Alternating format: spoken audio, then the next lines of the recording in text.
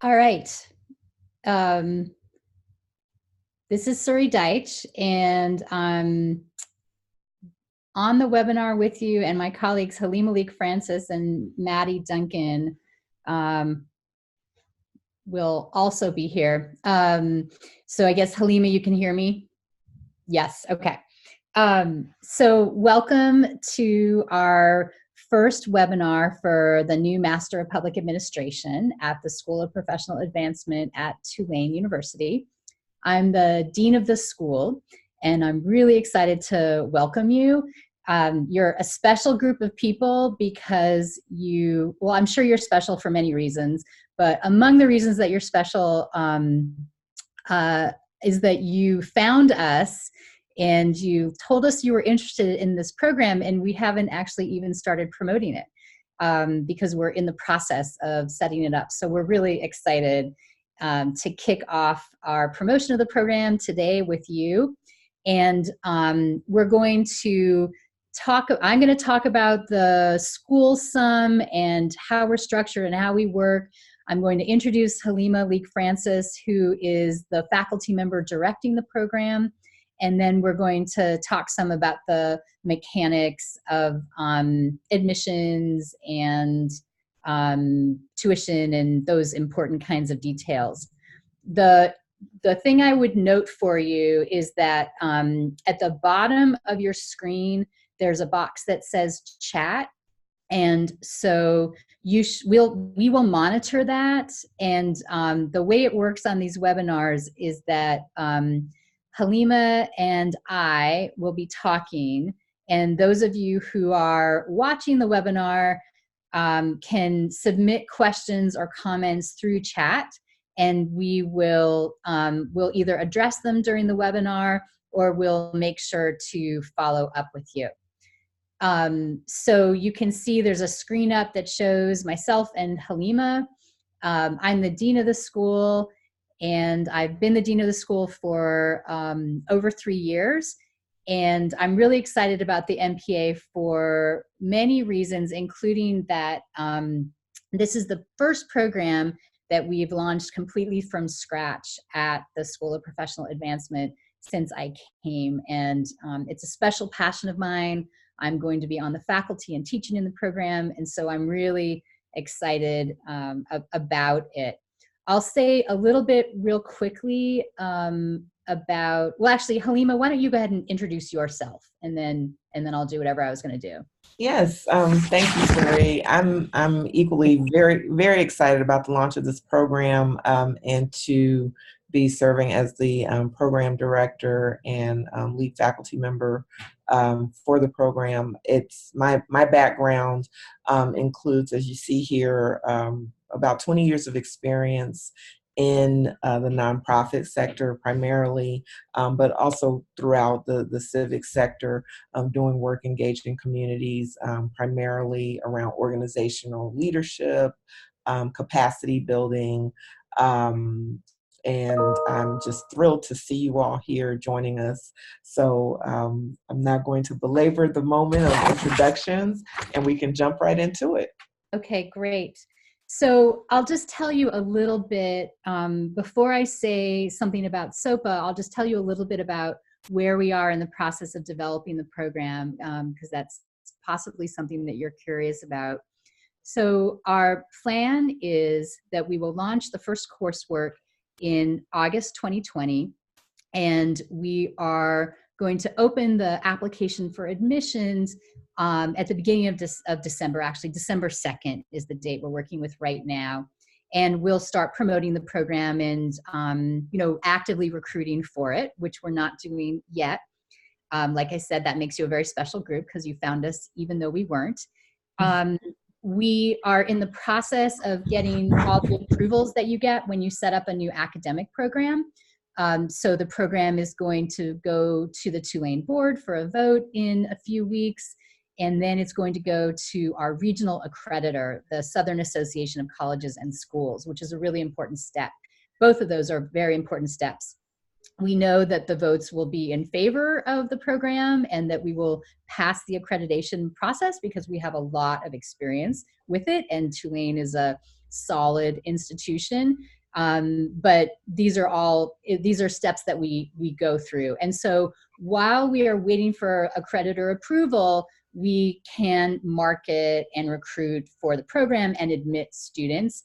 And we'll let people know that we're in the process of getting accredited. And again, like I said, we plan on, we're going to start developing the courses in the next couple of weeks. Actually, we're kicking it off next week.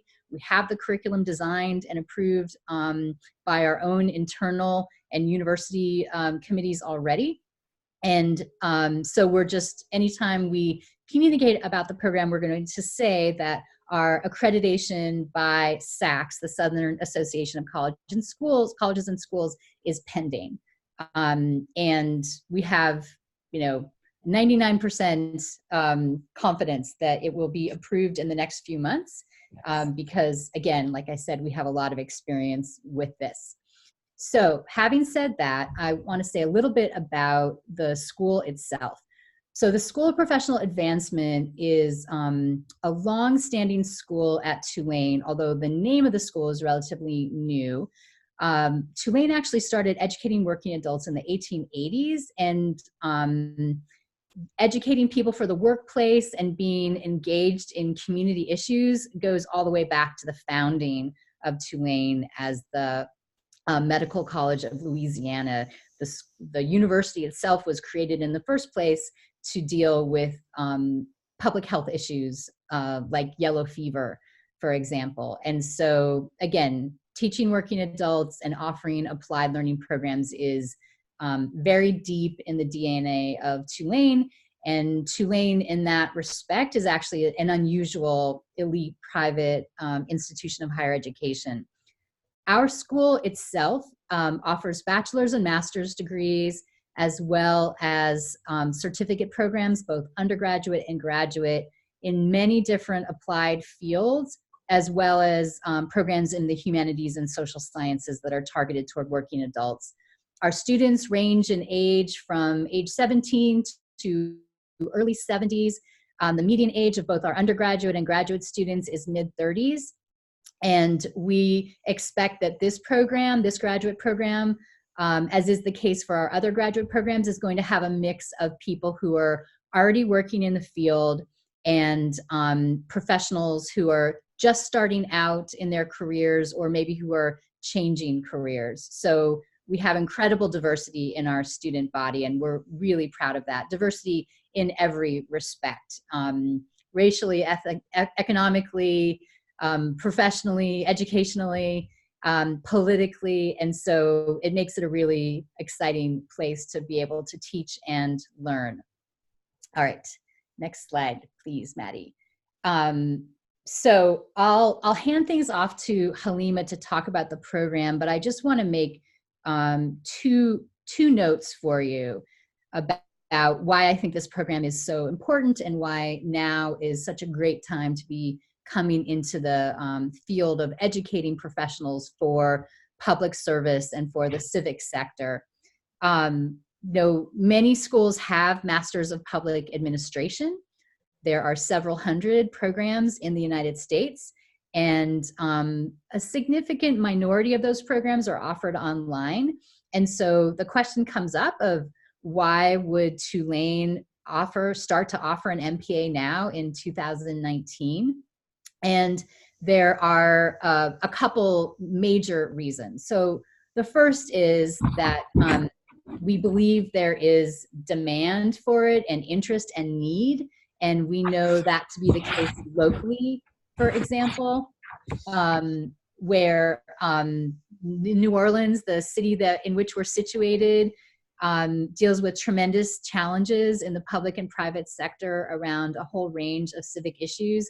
And we believe very strongly that there's both a need to help build capacity and prepare more professionals for these important roles, but also that there's an opportunity for places around the United States and around the world to learn from New Orleans, because much of what New Orleans is experiencing and has experienced over the past couple of years.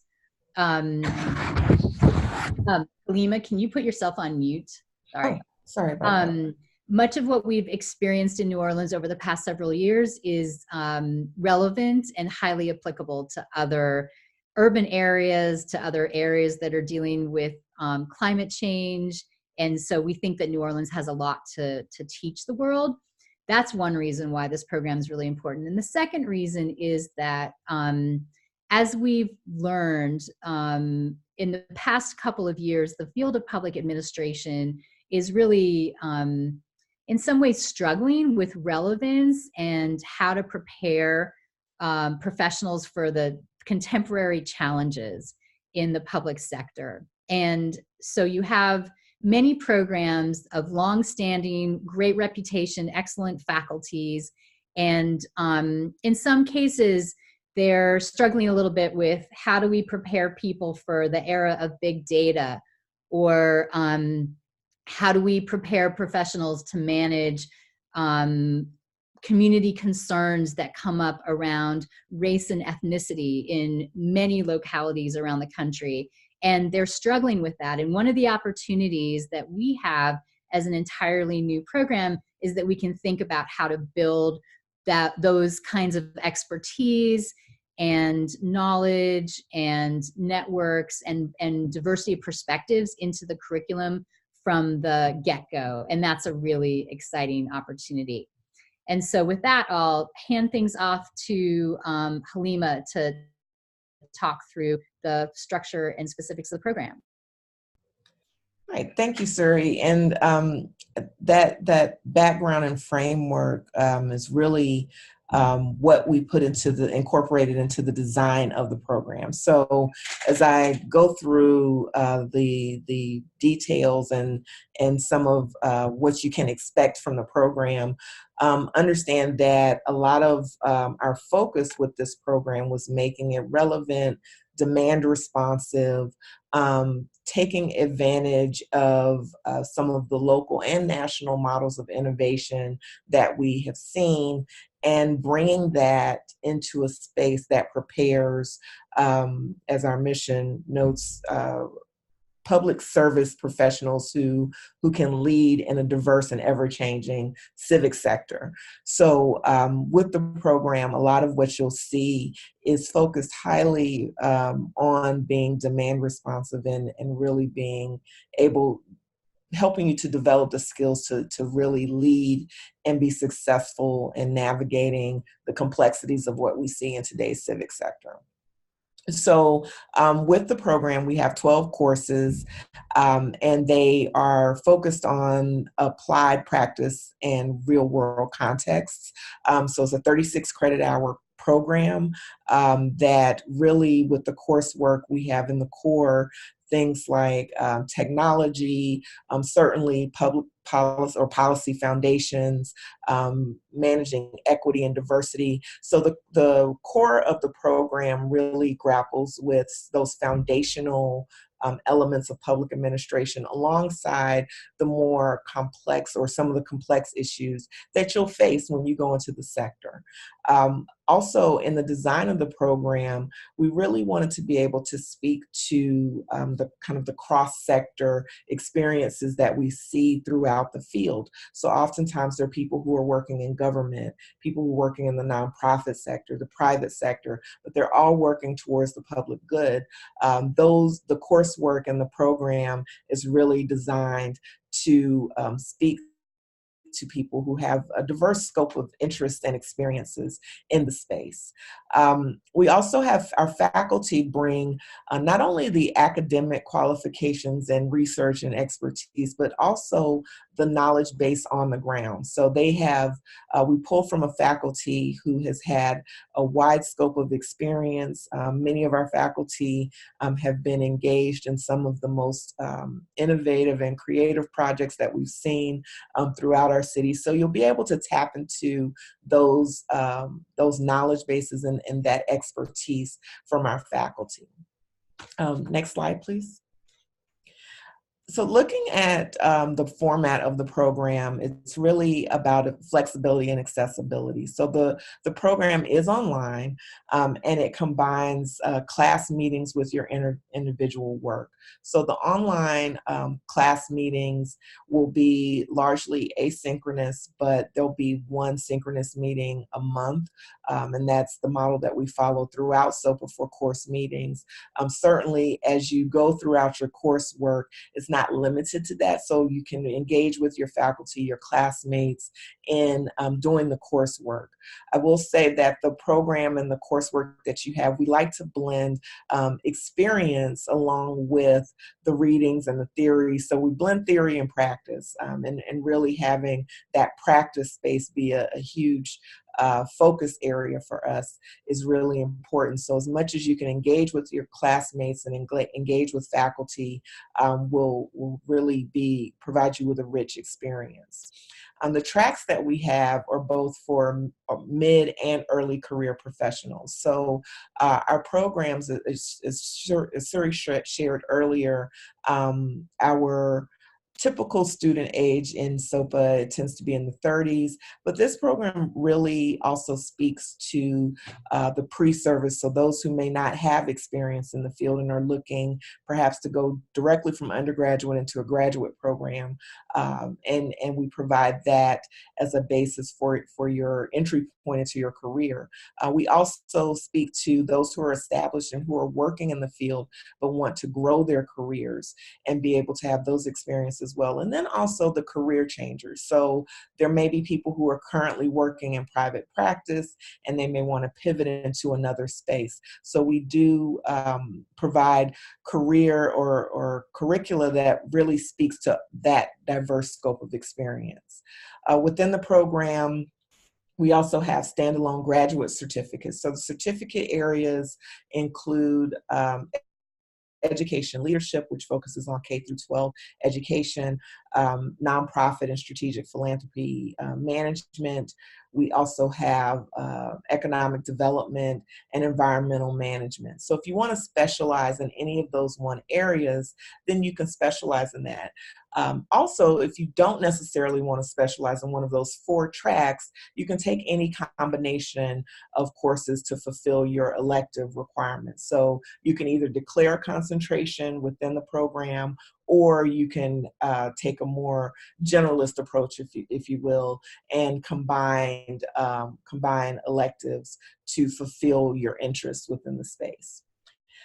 Now, degree completion, if you would like to complete in 1 year full-time, we've designed the program where that's possible. If you go full-time, then you would be able to complete the program within 3 terms. So within fall, spring, and summer, if you were to do a full-time course load. But also if you were to do part-time, you could feasibly complete the program in 2 years. So we do allow for that ultimate flexibility in how you map out your experience. Next slide, please. So digging a little bit deeper into the degree requirements, and we've recently updated our website. If you want to go to our website to review the MPA courses, we actually just posted those, so it's updated with the specific courses and description that'll give you some more information on what exactly is entailed in the courses. The 7 courses, which include a career-focused capstone, and the capstone really gives you an opportunity to do a deep dive into work that you've done throughout the program that will help you to kind of draw that bridge and connect it to your career focus. For students who have not been working, we will have an internship component where you can get on the ground learning experience so that you can take that with you as you transition into your career as well. But we do, for the capstone, it's career oriented so that it will help you in bringing some of the coursework and some of the knowledge base that you've developed throughout the program into your actual workplace and into your career.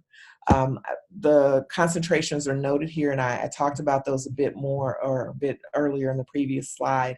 And those concentrations, again, offer you the opportunity to do a deeper dive and a deeper exploration into those specific fields. So say, for instance, you are interested in K through 12 educational leadership. For those who are perhaps interested in school administration, or also those who may be interested in spaces that are related to educational policy, for instance. This will be an excellent backdrop to provide you with additional support in going into that career space and additional expertise. Next slide, please.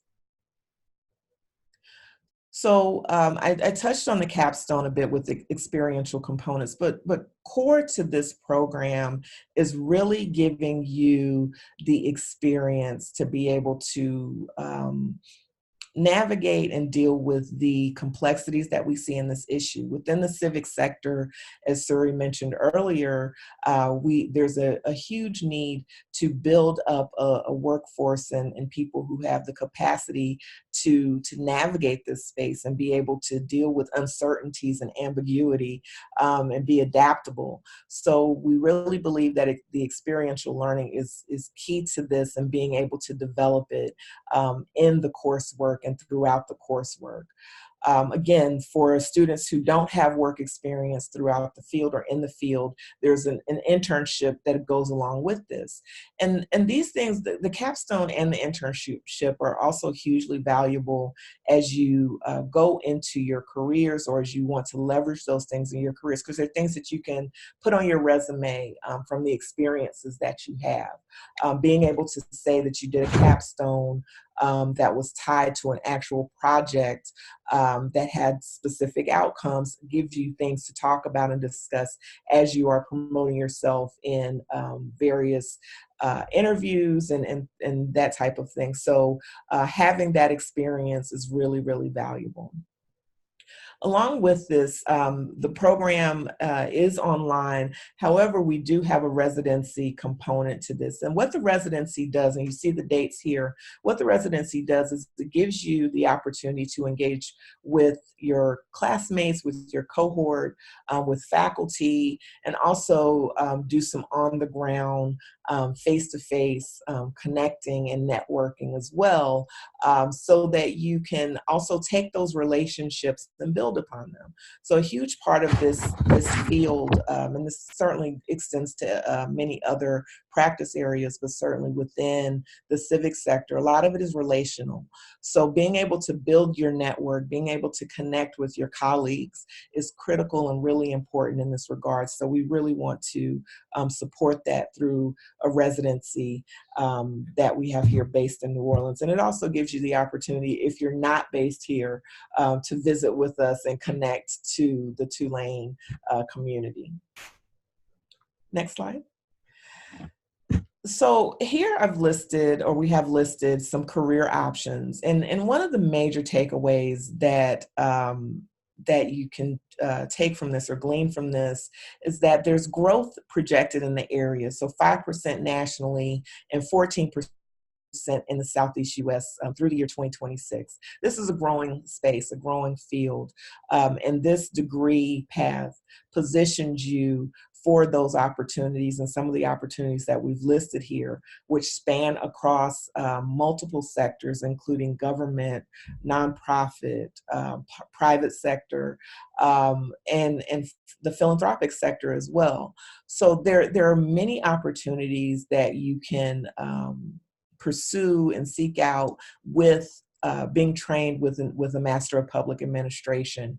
And our program really will prepare you to be competitive and be well positioned to successfully obtain those careers. Next slide.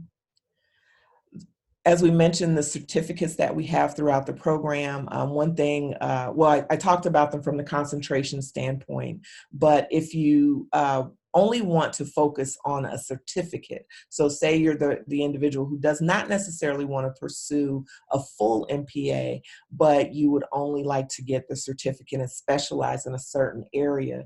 You can take those concentrations as individual certificates, and they will stack into or fold into the MPA. So this gives you a bit more of a targeted approach in developing the skill base that would be very beneficial going into a space such as nonprofits and strategic philanthropy management. So if you opt not to take the full MPA at this time, you can certainly apply for one of these 4 certificate areas, and you can take a bundling of courses that will fold into the certificates. Next slide. So Suri, I'm going to hand it off to Suri, who's going to speak a bit more about student success. And I really hope to see many of you, and if not all of you, apply for the program. And I look forward to working with you moving forward. Great. Thanks so much, Halima. And again, the chat is at the bottom of the screen, and feel free to put in questions or comments that you have now or anytime later. So I'm going to talk generally about how we structure graduate studies and student support work at the School of Professional Advancement. And you should just know that the Masters of Public Administration is an entirely new program, but the structure that we use for an online master's degree is one that's well established in the school. And so this is actually going to be our 5th online master's degree. We've launched several, 4, or actually it's going to be the 6th, sorry. We've launched several over the past few years, and we have a pretty good sense, I think, of what we're doing. So every program has a dedicated academic advisor who works with all the students to help you as you are picking courses and planning out your track, making decisions about whether to have a concentration or not, those kinds of things. Academic advisors are available. There'll be one who's dedicated for this program specifically. We also, and there's another slide coming up later where we talk about this more, we have a pretty robust structure of for awarding credit for prior training and work experience throughout the School of Professional Advancement. And so we can work with you if you feel like, I don't know, you don't think it makes sense to take a course in budgeting, for example, because you've been budget director for a county or for a large nonprofit. We will work with you to map the your experience onto the specific learning outcomes that are in that course and document it, and then you will earn the credit for having taken the course and not have to do it. And so it's just another way that we accommodate experienced professionals in the school. Halima made reference to the faculty. This is really important. So across all of our applied programs, we have a mix of full-time and part-time faculty. The part-time faculty are people who are working in the field right now. And so they're bringing their immediate experiences and their professional connections and networks into the work that they do with you. And they are an important part of your building your long-term professional network. And also they're available for connections to jobs, for advice and expertise, in addition to our full-time career advisor. So we have a full-time senior career advisor on staff at the school who does things like work with students to polish resumes, to develop elevator speeches, to make sure that your LinkedIn profile or GitHub or whatever it is you need is sharp and up to date. And then finally, of course, you have the network that you'll build with your peers in the program, with the faculty, and you're part of the Tulane community for the rest of your life. And so you have not just the prestige of being a Tulane alum, which is significant, but access to all the services and supports in career development and other areas that people get as a benefit of having attended Tulane. Next slide. So this is just a little bit more about how we do the credits for prior learning process. And it's for up to 6 credits. So you could document your way out of 2 courses in the master's degree. And again, you know, it's a savings of time, it's a savings of tuition money, and we make the process really clear. And once we've worked with you to document your experience, then we have a faculty member who is an expert in the field evaluate the documentation or the portfolio that you've developed. And we've done this in many different fields, and public administration will be a new field in which we do it. Next slide.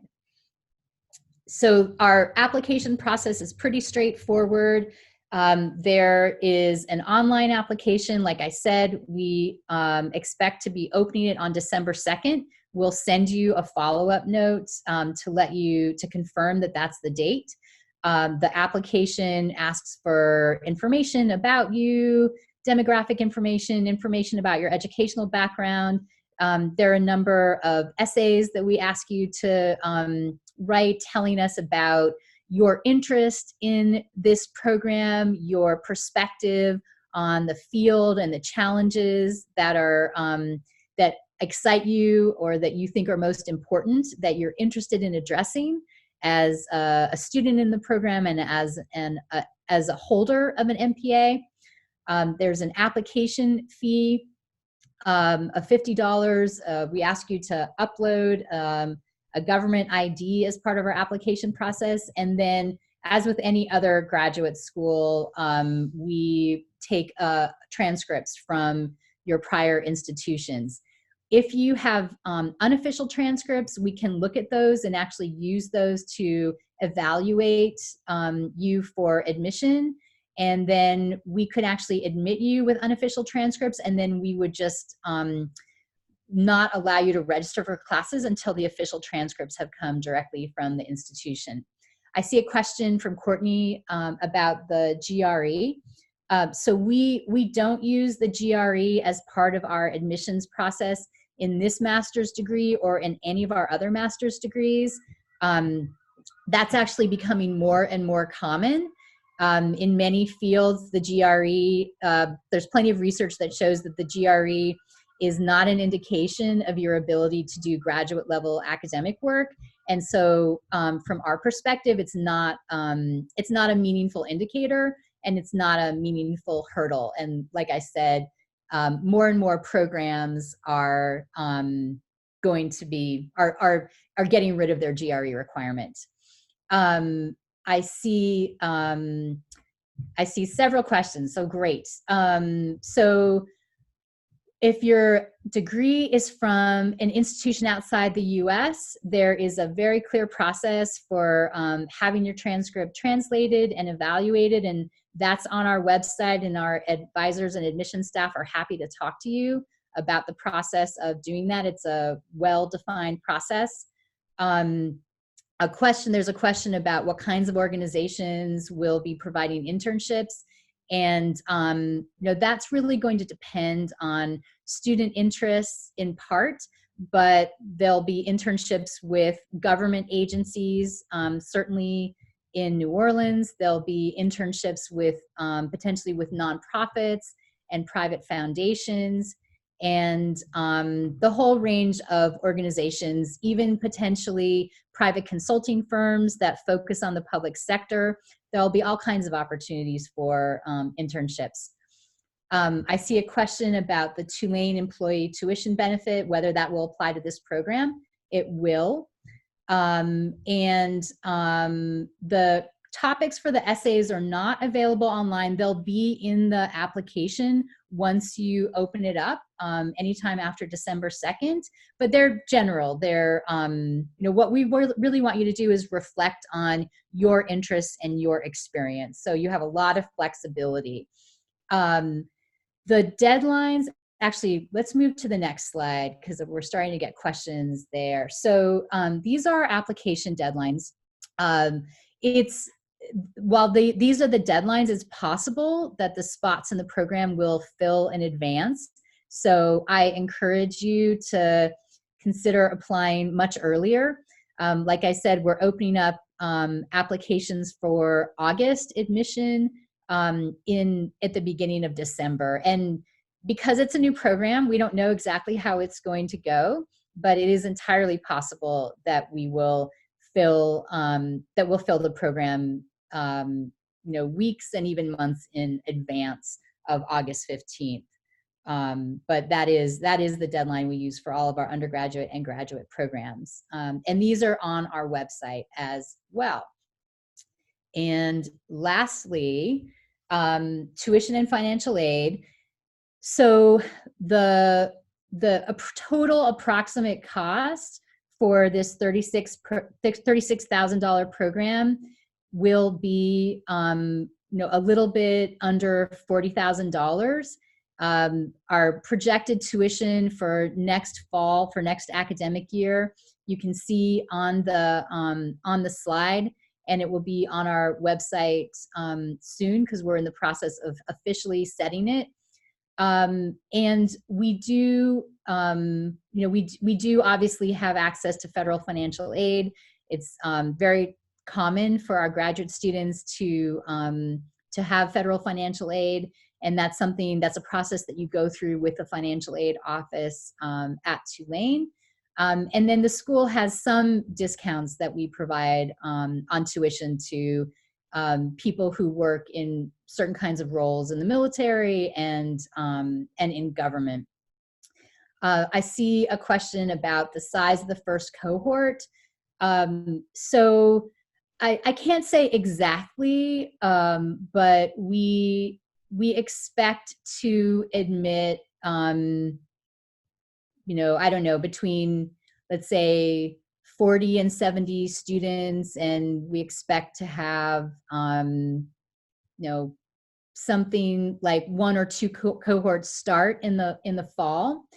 And we don't know exactly how big it's going to be because we haven't yet started the process, and we don't know exactly how many people are going to want in, and also we're going to be looking to shape a cohort. So we're going to want people from different backgrounds, different perspectives, because a lot of the experience that you'll have as a student in the program is going to be based on who are your peers. And so that's something that's going to be important for us.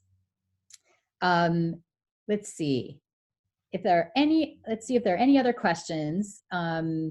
So we're really excited again to have you in this very first webinar for the Master of Public Administration. We have a second webinar scheduled for a week from now, as I'm sure you know. Help us spread the word, because we're just getting started. We feel like there's a lot of excitement about Tulane offering this program, but we need help getting the word out. And we will keep all the questions that we've gotten today. I think we've addressed all of them, but you'll be hearing from us as follow-up. So you'll get a link to a recording of this webinar. You'll receive an email directly from Halima that will let you know when the admissions application is opening. And then you'll get other communications from us occasionally. So anything you want to add as a final word, Halima? If anyone has any questions that they would like to send to us directly, you can feel free you can email me. My email address, I'll type it here in the chat, but it's halima@tulane.edu. Also, for any questions related to admissions, and I think it's on the next slide, you can contact our admissions department as well. Oh, okay. Only the panelists can see the chat. Thank you for that. So my email address is Halima, that's HALIMA @tulane.edu. And thank you. And if you have any questions that arise later on, feel free to reach out to us and be in contact, and I'd be happy to talk to you. Okay. And I see, thanks, Halima. I see one more question. Someone who has a master's degree already, and so will admission require both undergraduate and graduate transcripts? And actually, I don't know the answer to that. And so we're going to follow up with you and let you know directly. I think it does, but this is where my knowledge as dean is very, very superficial. So Ramon, we will follow up with you. Again, thanks everyone for your time today. And thanks for participating in the webinar. And we look forward to seeing your applications for admission. Okay. Thanks so much. Bye.